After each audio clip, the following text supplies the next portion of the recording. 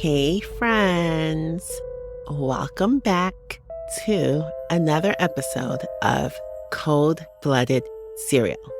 I am your host and true crime bestie, Tika. All right, so if you guys have listened to the new trailer of my new series, you know it's about cyanide and aspirin. Just like in the last series, I'm reading another book by the true crime author, Greg Olson. And friends, your girl is intrigued, okay? This book is called American Mother, the true story of a troubled family, motherhood, and the cyanide murders that shook the world. Just that title alone will draw you in. So far, it's a good read. I'm still somewhat in the beginning, but I figured instead of making you guys wait longer, that I would go ahead and drop the first episode of this series. So, welcome to episode 1 of my new series, Cyanide and Aspirin. We're going to start off with the backstory of one of the cyanide victims, Sue Snow. Sue Catherine Chapman Snow was born on April 13th, 1946 in Hobbs, Lee County, New Mexico. She has a twin sister, Sarah, who is her closest confidant and the person that she spoke to daily. In the book, they didn't provide a lot of information on Sue Snow's childhood, but I'm assuming it was happy and, just like a regular childhood, because normally it's the not so great childhoods that have like a ton of information. She had her first daughter at the age of 16, Exa Snow. And because she became a mom at such a young age, she tried to make sure that her daughters didn't go down the same path that she did. She wanted to make sure that they had a better life than she did. So let's talk about her first marriage. Sue and Connie Snow made their home in a mobile home park in Sumner, Washington. Sue was young and vibrant, while her husband Connie was more of a homebody. Once her and Connie were married, she became pregnant with her pride and joy, Haley Snow. Connie loved Exa as if she were his own, and she loved him too, therefore taking his last name when she was able to. Everyone said that Sue could light up a room with her beauty and personality, and it was those two that also helped her to move up the ladder at the bank that she worked for. Sue's twin, Sarah, later shared, years later, she told me that she was never faithful to Connie. I think she sort of outgrew Connie. She was real smart. She was real pretty. Men liked her. She was outgoing. Connie was such a homebody. He came home and slept on the couch.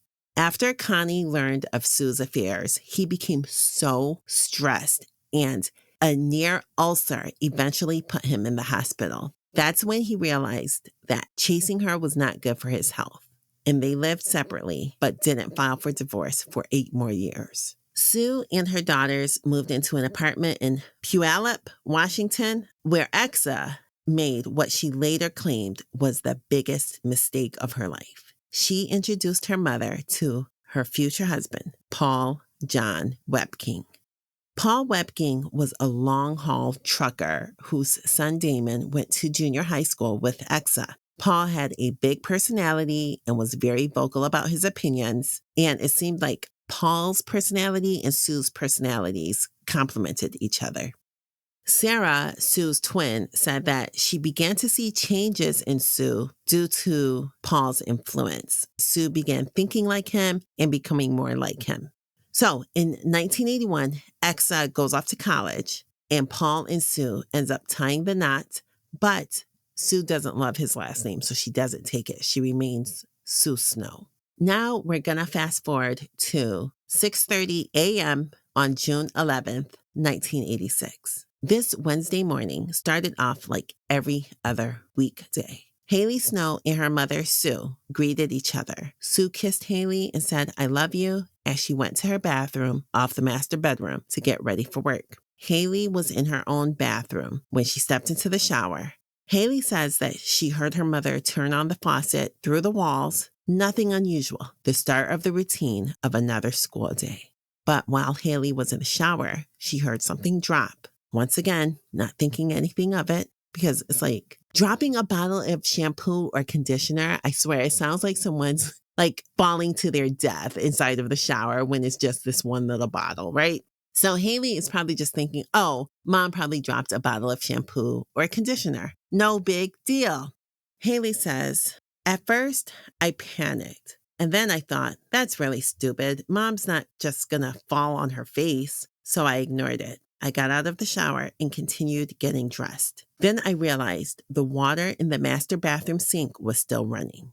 So Haley knew her mother's routine from hearing her every morning through the bathroom walls.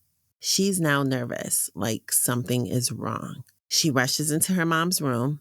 Sue is laying on her back. The water was nearing the top of the sink, so Haley shut off the faucet and dropped to her knees. What's happening? Her mother's hazel eyes were fixed, frozen at the corner of the room. Her head rested on the sliding track of the shower door. Her red manicured nails curled backwards, sharply and unnaturally. Haley tried to figure out what had gone wrong. Mommy, wake up. Friends, remember, this is the 80s. Most people didn't have a cell phone nor a cordless phone at the time. So Haley runs out of the room to call 911. The time is now 6:43 a.m. Mind you, when she got in the shower, it was 6:30, so almost 15 minutes have passed. Haley explains to the dispatcher how her mom fell and is struggling to breathe. The dispatcher asks about Sue's color. Haley asks her to hold on, and she runs to check. She returns and says that her mother was red. The dispatcher tells her to shake her hand and have her talk to you. Haley runs back to her mom, begging, pleading, Mommy, please talk to me, Mommy, please. Her voice getting louder and more desperate as she tries harder and harder to wake her. Mommy, won't you talk to me? Mommy, please talk to me. She rushes back to the phone, crying. She won't talk to me. The dispatcher tries to reassure her and told her that the ambulance was on the way. The fire department arrives at 6:47, exactly 4 minutes after Haley made the call to 911. Haley directs the firemen to the bathroom, where they find Sue gasping for air, struggling to breathe. Her eyes were still fixed and dilated. Sue was deteriorating. Both the firefighters and the EMTs try to resuscitate her, but it's not going right. They give her something to help her cardiac rhythm, and it didn't help. Sue was neurologically intact, but she was acting like she had a head injury. So the EMT asks Haley if this has happened before or if her mom was on drugs. Haley says no to both. An unresponsive Sue is then placed on a stretcher where she can take a Mercy flight to Seattle's Harborview Medical Center, which is the Northwest's finest trauma center. So after the EMTs leave with Sue, Haley catches a ride to that hospital with a family friend. They arrive at the hospital at 7:30 a.m. Shortly after Haley and Karen arrive, the doctor tells them that Sue is in a coma. A little more time passes, and that same doctor comes back to Haley and says, I'm sorry, your mother is brain dead. Friends, like what? When she woke up this morning, she was fine. Like what the heck? Poor Haley. My heart goes out to her because her and her mom were like best friends. They were so close, and without any type of warning, she'll never see her mom again. Like, this is so heartbreaking. During this tragic time, Paul Webking was loading his truck when one of the salesmen tells him that his wife had been rushed to Harborview. Paul didn't think it was urgent. He knew his wife was stressed out, but he didn't know that she was pronounced brain dead. So when he arrives, he's, relaxed. He has a book. Like, he thinks he's just about to wait for the doctor to be like, oh yeah, you guys could go on back and, speak with your wife. So, when he enters the hospital, he sees Haley and he's like, hey, what's going on? Still, he has no idea about the bad news that Haley had just found out. And without sugarcoating anything, she just blurts out, "Mommy's brain dead." The color immediately drains from Paul's face, and he hugs his stepdaughter. Just after 11 a.m., the doctors ask if they could remove Susan Catherine Snow from life support. They said that it was the family's decision, but there was absolutely no hope for recovery. Only 40 years old, Sue was gone. So, after she's pronounced dead, the medical examiner and the assistant, they're trying to see if there's any foul play because she didn't have a history of anything that could have caused her to become brain dead in the span of a couple hours, right? And then she also wasn't on drugs. So it's like, what is it? So the medical examiner's assistant actually said that Sue smelled like cyanide after they examined her. Apparently, once you smell it, it's a smell that you will always recognize. So, when they spoke to the family, the medical examiner did not mention the smell of cyanide as the toxicology report hadn't come back yet. She did ask if it was possible that Sue was electrocuted as she was getting ready to curl her hair while the water was running. Both Sue's husband, Paul, and her daughter, Haley, said no. But Paul says, could she have died of capsule poisoning? The ME responds, I don't see how. Paul says, well, we found a freshly opened bottle of Excedrin capsules in the cupboard, and Sue obviously took 2 before she died. Perhaps that's a possible reason. The medical examiner dismissed it as being far-fetched. Friends, what? First of all, who just assumes that your aspirin bottles or your aspirin capsules are poisoned? Like, that's weird and super suspicious. Like, I don't trust them. All right. But before I jump to conclusions, which I kind of already did, but before I jump to conclusions, let's continue. So, Detective Mike Dunbar was assigned to the investigation and spoke to the medical examiner, Dr. Fleigner, who confirmed that the toxicology tests did show a fatal level of cyanide in the blood. Cyanide is fast-acting and was consistent with the time frame given by Haley, who said her mom had taken 2 Excedrins about 10 minutes before she collapsed. Dude, that's insane. We're going to fast forward just a little bit. Now it is 12:04 p.m. on June 16th, 1986, 5 days after Sue Snow had passed away.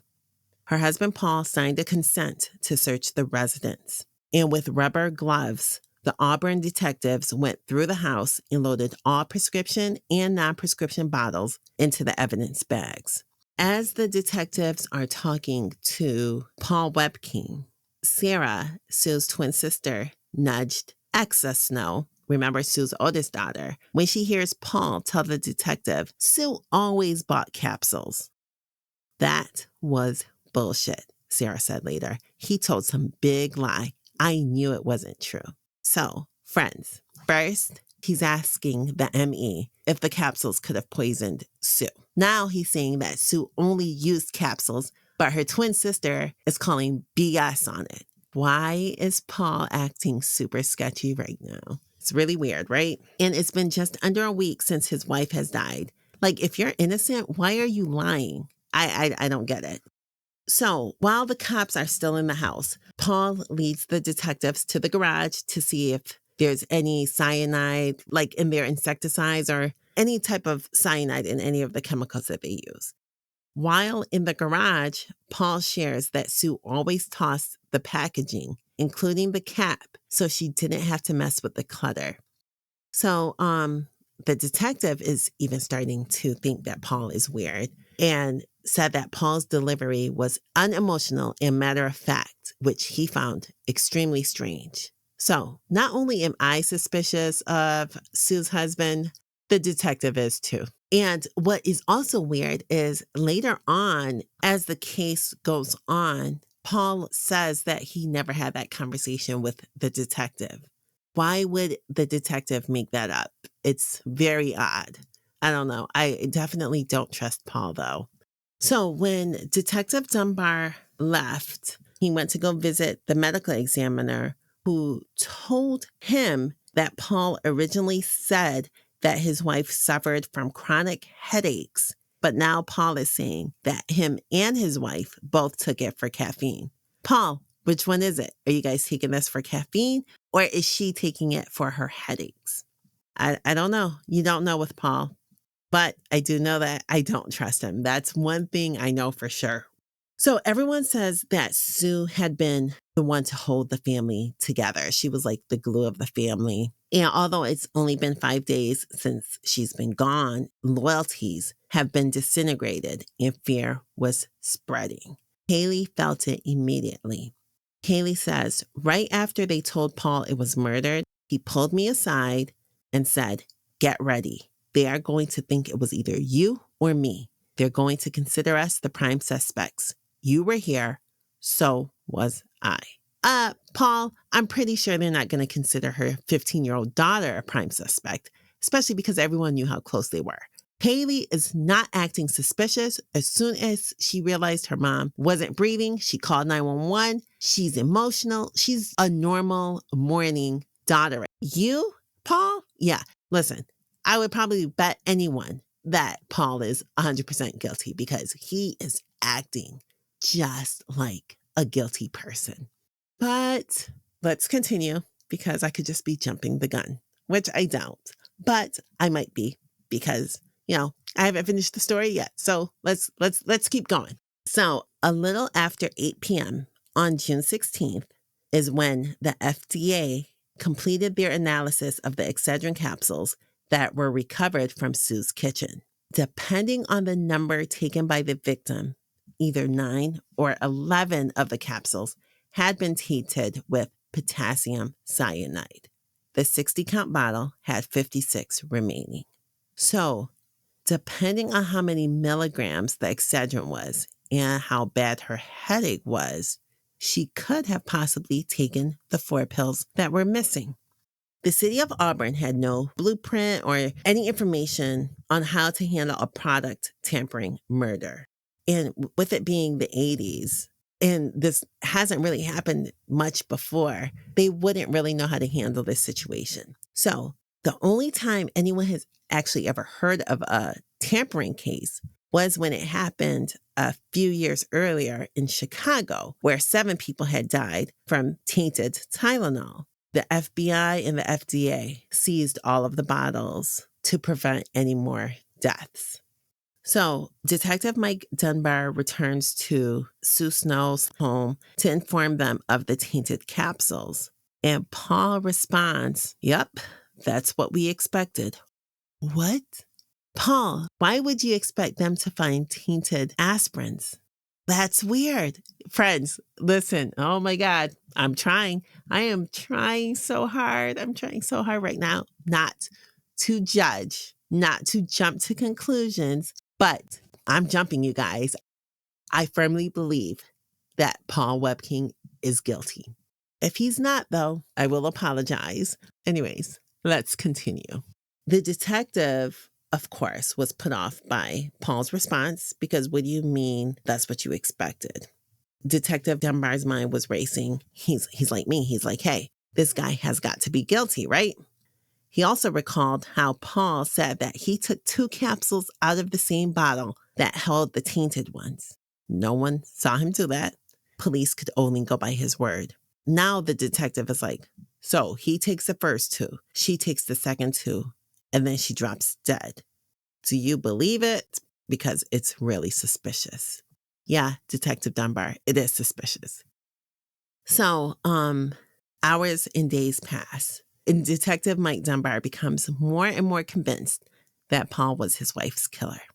And during these few days, the mayor of Auburn ends up calling a state of emergency to recall or seize all bottles of Excedrin capsules. But unbeknownst to the mayor, The FBI had already been notified by the FDA and had jurisdiction over consumer product tampering due to the federal laws that passed after the Chicago Tylenol murders. About a week later, they called Exa Snowen for questioning. Exa told the detective how she and a boyfriend had stayed at a motel the night before her mother died. She came home that night to get some things and then left. Everything was fine. She dispelled any notion of a disturbance at the house that night. Everybody was just having a good time. She said, "Here's another thing I want to tell you. Mom never used capsules. She always used tablets. I have never seen her use capsules in my whole entire life." Friends, friends, friends. Remember how Paul said that she only uses capsules? I'm pretty sure her daughter, who has known her longer than Paul, would know what her mother uses. So, once again, Paul is looking guilty. But this is where things get a little weird with Exa. I'm assuming that Paul had something to do with it. By the end of that day, Exa was not as open with Detective Dunbar. He calls her back into the station to clarify some things. She arrives with a lawyer. She notices that the detective is on the phone and she immediately leaves because he's on the phone. Friends, I hope Exa didn't work with Paul to unalive her mother. I don't know. I hope not. I hope Paul didn't do this either. But Paul, he seems more guilty than anyone else. So we'll see. So the FDA's testing of the Excedrin bottles were collected from the Auburn store shelves. They showed no other bottles being laced with cyanide. Right now, it only looks like Sue's bottle was tampered with. Now the FBI has to run tests for fingerprints to eliminate the family members' prints and then hopefully catch the killer who, quote unquote, from Haley and her aunt, who lived under the same roof. So Haley, who loved Paul, like she was pretty much raised up with him from the time she was a little girl. And her aunt Sarah, who has been suspicious of Paul, they both think that Paul is guilty. So friends, we will see. We're going to jump forward just a few days, about 30 minutes away in King County. A hysterical woman calls 911, yelling and crying how she had discovered a bottle of Excedrin capsules that matched the lot number of the one that had killed Sue Snow. An officer was sent to her house to see what's going on. He says he pulls into the mobile home park and a calm, beautiful woman with dark hair comes out to greet him. He thought it was weird by how calm her demeanor was because dispatch told him that she was freaking out. This dark-haired woman explains that she was watching the news about Sue Snow and remembered hearing about the lot numbers of the tainted Excedrin capsules. She explains how her husband had taken Excedrin capsules with the same lot number 2 weeks ago, and he had died at Harborview Hospital, the same hospital that Sue was pronounced brain dead. So friends, a week before Sue fell to her death, a man who lived 30 minutes away went to take a shower, and as he was stepping out, he also fell and had labored breathing. His calm wife, Stella Nickel, called 911, but didn't rush to the door when emergency services came. She took her sweet time letting them in. Stella Nickel is this dark-haired woman who just called 911, freaking out about the Excedrin capsules. She is currently conversing with the police officer in King County. So she invites the officer in. He sits down, he's taking notes, and then she mentions that her husband died in the hospital. He asks, "Did they do an autopsy to determine the cause of death?" She nods and says, "They did, but it isn't finished. They gave me a preliminary report, but not a final one." The preliminary report states that her husband, Bruce Nickel, had died of emphysema. Stella tells the officer that she found it strange because Bruce was healthy, he had a checkup, and there wasn't any emphysema. So, friends, her actions seem very weird. one second you're hysterical, the next minute you're calm. Then when you call 911 because your husband's not breathing, you take your time letting them in instead of rushing, like how Haley rushed to the door to let them in. I'm pretty sure Haley was already waiting at the door. Like those 4 minutes was probably the longest 4 minutes of her life. So the officer gets the doctor's names and told her that he'd follow up with them and would be in touch with her. She hands him the 2 bottles of Excedrin that she had in her home. The officer, he keeps calling the hospital. It takes him about 2 days before he's able to speak with one of the doctors. He explains everything that Stella told him. And the doctor is like, hey, we closed that case 2 days after Nickel died. Mrs. Nickel knows the results. So now the officer is like, well, why would she lie about that? But, maybe it's grief. Grief makes people do weird things, right? The next day, Officer Sexton brings both bottles to the FDA's lead investigator. And hours later, they tell him that both of the bottles that Stella Nickel had in her house had cyanide. That's some bad luck, friends. So, after news got out about her husband dying from cyanide poisoning as well, the news reporters began hounding Stella.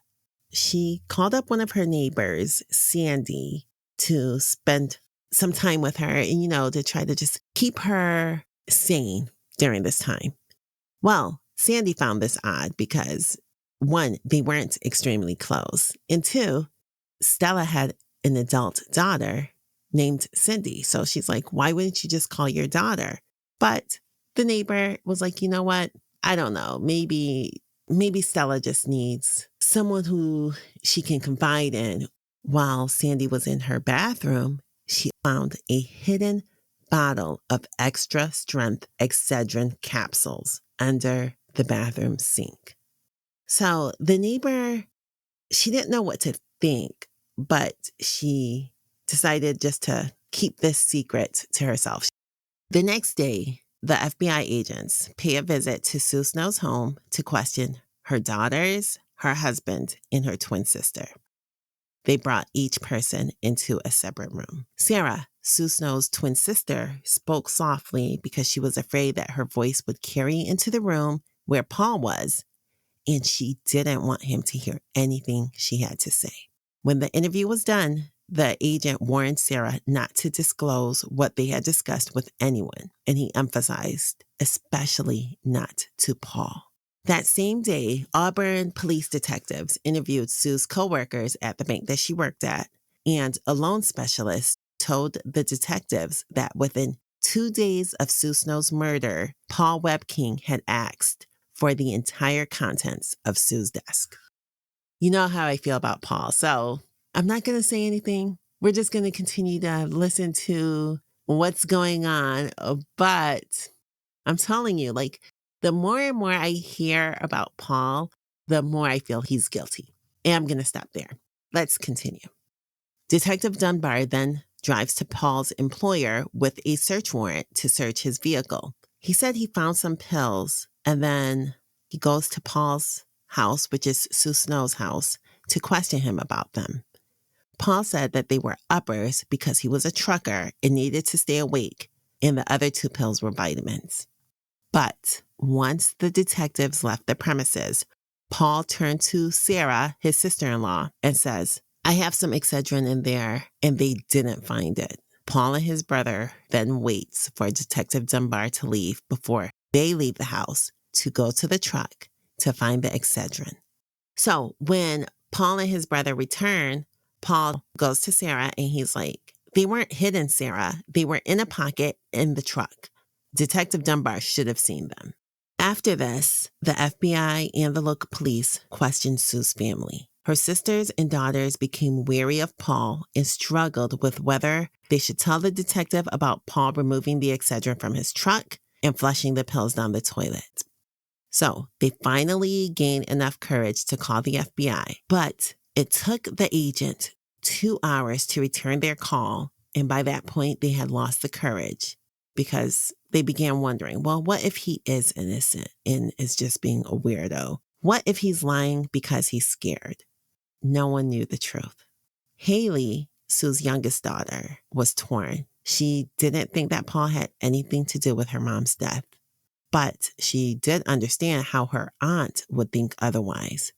After all, he is the one who bought the pills and convinced his wife to take them. All right, friends, this is where I leave you.